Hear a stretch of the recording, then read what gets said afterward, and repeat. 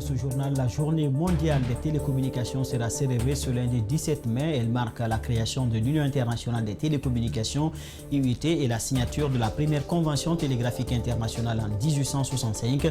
Pour l'occasion, le ministre des Postes, des Télécommunications et de l'économie numérique a fait une déclaration pour présenter l'état des lieux et présenter aussi les perspectives. Après une mission à Kigali au Rwanda, Antonio Soari, président de la FEGIFOOT, est de retour au pays à l'aéroport de Bessia. Ses proches et ses soutiens étaient massivement mobilisés pour lui réserver un accueil chaleureux. Ce sont les titres. Bonsoir et bienvenue à tous. Nous ouvrons ce journal avec cette brève. Les années ne finissent pas pour l'UFDG. Ses cadres, Dr Fodé Oussoufou-Fofana, l'un des vice-présidents de cette formation politique, a été bloqué hier samedi 15 mai 2021 à l'aéroport international Conakry-Bessia alors qu'il voyageait pour la France pour des raisons de santé, lit-on sur le site africaguinée.com. L'information a été confirmée par l'intéressé en personne. En réaction, le leader de l'Union des forces démocratiques de Guinée, UFDG, Cellou Dalein Diallo, condamne ce qu'il qualifie d'abus de pouvoir et de violation récurrente des droits et libertés des cadres de son parti. La Guinée, à l'instar de tous les pays membres de l'Union internationale des télécommunications, va célébrer ce lundi 17 mai le 156e anniversaire de cette union. Cette année, le thème retenu est l'importance du renforcement de la collaboration, de la coopération entre les pays. Il s'agira de présenter la façon dont les pouvoirs publics, les entreprises et les milieux académiques peuvent accélérer la transformation numérique en cette période difficile marquée par la pandémie du Covid-19. À l'occasion, Seyd Oumar Coulibaly, ministre des Postes et des Télécommunications, a fait une déclaration. Voici un extrait. Nous mettrons l'accent sur l'impact de cette transformation numérique sur l'autonomisation des femmes, l'éducation, le commerce et la santé. La société de l'information s'est imposée comme l'une des principales lignes de défense contre le Covid-19. Le numérique, ainsi aussi, s'est imposé comme l'une des lignes défense contre cette pandémie. Elle a permis de mettre en évidence l'importance fondamentale du numérique et surtout des TIC, mais aussi les inégalités profondes entre les pays et les citoyens.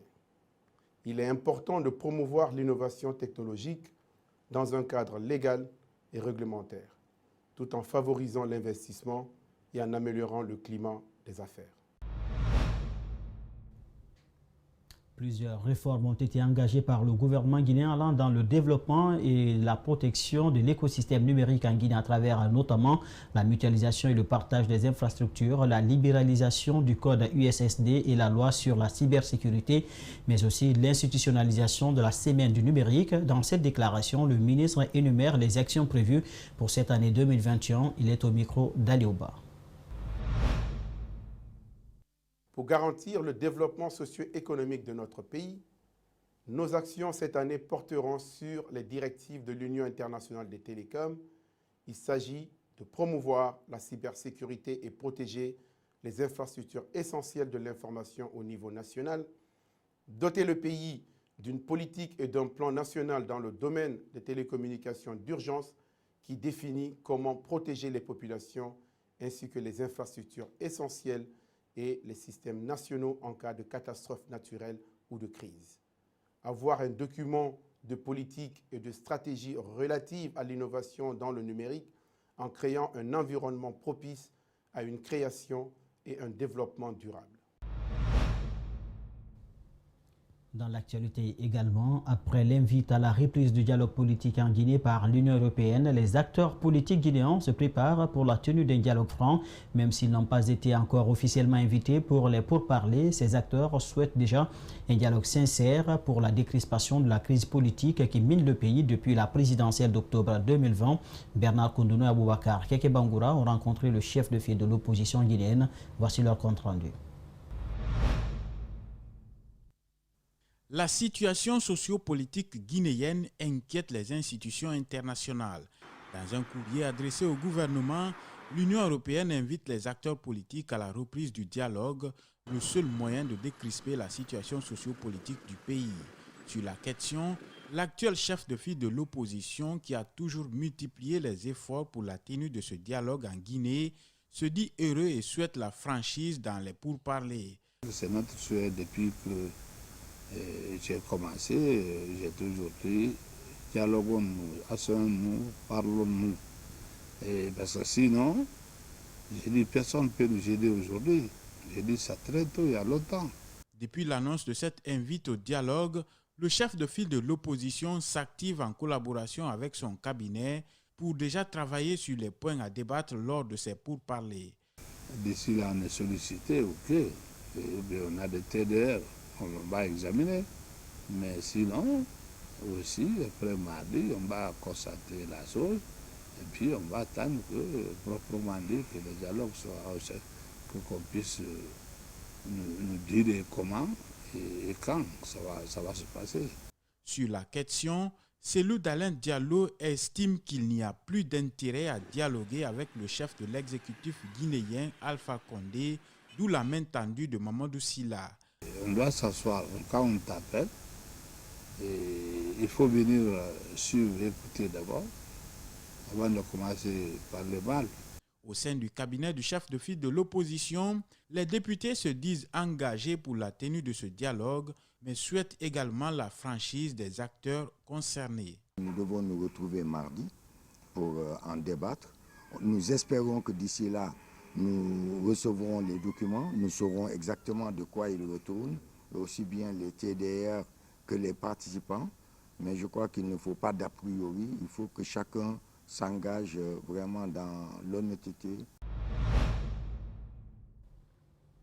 Les cardiopathies congénitales sont des malformations du cœur et surviennent au cours de sa formation pendant la vie intra-utérine. En Guinée, de plus en plus d'enfants en sont victimes. Un adolescent de 15 ans qui traîne cette maladie vient d'être évacué en Turquie pour son traitement. Mamadou Kalisso commente les images de Koria Bokourma. Fassou Nyakwe Collier, 15 ans, souffre d'une cardiopathie congénitale. Des piles d'examens et traitements suivis en Guinée n'ont pas suffi. Il a dû abandonner les cours en 2018 alors qu'il faisait la 9e année. Aujourd'hui, tout son souhait est de recouvrir sa santé et reprendre le chemin de l'école. Ça m'a causé beaucoup de choses. Ça m'a empêché à étudier. Je vais étudier, mais la maladie m'a empêché. Je faisais la 9e année, mais depuis 2018, je n'étudie pas à cause de la maladie. Il s'est embarqué ce vendredi soir pour la Turquie où il doit suivre son traitement. Pour ses parents, l'émotion est forte. Il salue le combat mené par ces activistes dans la lutte contre ces maladies rares qui font de nombreuses victimes. S'il y avait un mot qu'on pouvait dire plus que merci, je pouvais être dessus dans l'émotion. Je suis très très contente de son départ et je remercie l'ONG Alpha pour tout ce qu'il a fait pour mon petit-fils. Aujourd'hui, je le vois maintenant que nous allons à l'aéroport pour son départ. Quand je vois aujourd'hui mon fils partir dans son traitement, vraiment je suis très content. Je remercie Alpha. Ces activistes suivent également les dossiers de 5 autres patients qui attendent d'être évacués. Dans les prochaines semaines, des campagnes de sensibilisation seront organisées pour prévenir ces maladies congénitales. Nous allons essayer les mois à venir, mener des sensibilisations au niveau des hôpitaux, des centres de santé pour pousser les femmes à faire des examens approfondis pour voir est-ce que leur enfant ne porte pas cette maladie. Parce que imaginez, c'est très difficile après, si l'enfant est né avec la maladie dans nos pays africains ici, c'est très très difficile. Comme Faso, de nombreux enfants souffrent de ces maladies dont le traitement nécessite le plus souvent une évacuation sanitaire à l'étranger. Lui, il décide après 40 ans aux États-Unis de rentrer au bercail. Il s'agit de Los Fofana, un compatriote qui veut œuvrer pour le rayonnement de la culture guinéenne. Pour réussir, il compte une collaboration avec les autres structures qui travaillent déjà dans ce domaine. Sia Yvonne Tolno, Djibril Kabakabana pour le reportage. Il est juste là pour rendre effectif son projet, accompagner les artistes. Pas seulement, lorsqu'on l'appelle ses intimes, doit également assister les vulnérables. Depuis le pays de l'oncle Sam, il reçoit les éloges de ses bénéficiaires. Pour l'os, c'est une façon de faire évoluer la culture guinéenne. On a beaucoup de mouvements ici. La Guinée fait Bompard, beaucoup d'autres mouvements qui sont là pour le recevoir. Pourquoi? Parce qu'il a été gentil, bien avec tout le monde. Vous savez, quelqu'un dans la vie, aujourd'hui, quand tu es bien, tu vas le savoir ici. L'os, à travers les expériences acquises dans de nombreux pays, veut contribuer pour le développement de son pays. Conjuguer les efforts avec d'autres structures pour le progrès de la culture de la Guinée, il ne l'exclut pas, il le souhaite ardemment. Antonio Soare, président sortant de la Fédération guinéenne de football, contre lequel un mandat d'arrêt serait émis par le procureur de la République après le tribunal de première instance de Kaloum, a regagné Conakry ce dimanche soir. De nombreux artistes, mais aussi des jeunes, ont réservé un accueil chaleureux à l'homme d'affaires. Pour eux, Antonio Soare ne mérite pas le traitement qu'il est en train de subir. On les écoute au micro de Mamadou Boiba et Mohamed Bangoura. Tout ça qui est là pour, à cause d'Antonio Soare. Il n'a pas donné l'argent à quelqu'un, vient ici. Il n'a pas donné diamant à quelqu'un, vient ici. Il a donné nous on est venu avec les bonnes volontés avec M. Antonio Soare. Vraiment, on est content, on est content, on est content. Parce que je ne fais que me réjouir et me déplacer pour venir dire au président Antonio Soare et merci pour tout ce que tu es en train de faire pour la jeunesse guinéenne et merci pour tout ce que tu es en train de faire pour le football guinéen. Donc c'est parce que nous avons entendu, nous avons vu des choses sur les réseaux sociaux en disant qu'ils ont décerné un mandat d'arrêt contre Antonio Soare. Donc ça m'a tiqué la tête pour dire que non, je ne peux pas comprendre. Un petit mot pour le président Alpha Condé. Il n'a qu'à savoir que oui, ceux qui sont en train d'harceler aujourd'hui Antonio Soare, on l'a poussé à quitter la Fédération guinéenne. On veut le pousser encore à faire autre chose. Je vais dire au président Alpha Condé, ces gens-là ne l'aiment pas. Il doit prendre ses responsabilités. On doit laisser Antonio Soare en paix pour qu'Antonio Soare continue de faire ses œuvres pour la jeunesse guinéenne. Antonio Soare a réagi sur sa page Facebook en remerciant ses soutiens. En ces termes, je tiens à remercier les Jeux de Guinée pour l'accueil chaleureux qu'ils m'ont réservé à l'aéroport jusqu'à mon domicile privé. Merci aux forces de sécurité pour leur professionnalisme. Ce geste me galvanise et dégage à moi un réconfort de plus à servir le pays et surtout accompagner cette jeunesse qui sans cesse renouvelle l'estime à ma modeste personne. Je reste toujours attentif à l'appel et le recours de ces jeunes dans leur activité. Vive le football guinéen, a-t-il déclaré. À quelques jours du congrès électif de la Fédération guinéenne de football, la commission électorale a rencontré les candidats. Objectif, présenter la situation sur les préparatifs et les outils. Plusieurs candidats ont répondu présents à cette rencontre tenue hier dans l'après-midi au centre technique de Nongo. Techniquement, la commission électorale dit être prête pour le congrès. Djibril Ba, Mamadou Boiba et Aboubakar Din Kamara pour plus de détails. C'est la première rencontre entre la commission électorale de la FEGIFOOT et les candidats, une occasion pour partager les points de vue pour réussir l'organisation du congrès. C'était la première fois de prendre contact avec tous les candidats et pour que nous puissions être au même niveau d'information, les expliquer tout ce que nous avons posé à date comme acte sur le terrain dans le cadre de l'organisation de cette importante élection au sein de la Fédération guinéenne de football. Alors c'était une rencontre d'échange, de concertation comme vous l'avez bien suivi. Au cours de cette rencontre, la commission électorale est revenue sur tous les actes qu'elle a posés depuis sa mise en place. Nous avons abordé essentiellement toute la question d'ordre administratif et technique et les informer que nous sommes fin prêts pour la tenue effective de l'Assemblée générale le 18 mai 2021, Inch'Allah. Parmi les candidats qui ont répondu à l'appel de la commission électorale, Kerfa la personne Camara, le président du Afia Football Club, est séduit par le travail effectué par la commission électorale.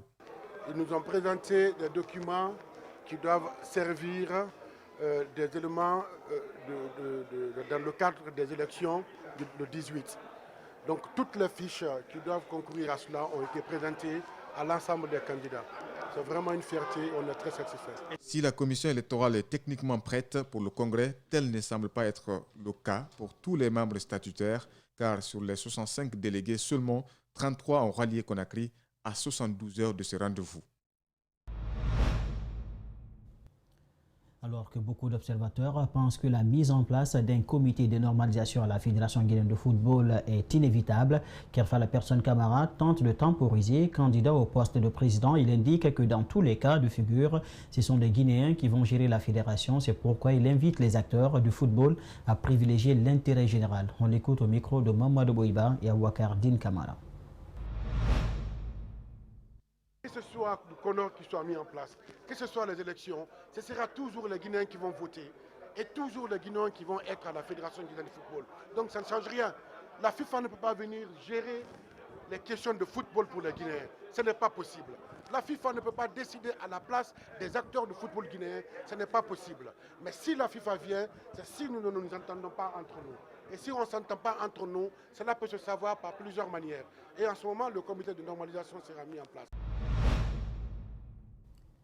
C'est donc à cet élément qui met fin à ce journal dirigé à la régie par Lamine Sidibé et Salimou Fofana. Merci de votre aimable attention et bonne suite de programme en compagnie d'Espace TV. Au revoir.